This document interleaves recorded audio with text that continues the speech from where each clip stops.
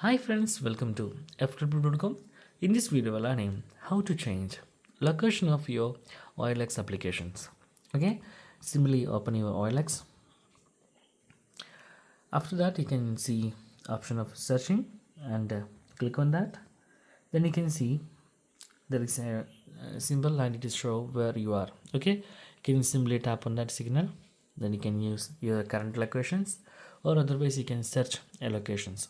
Okay, like Delhi.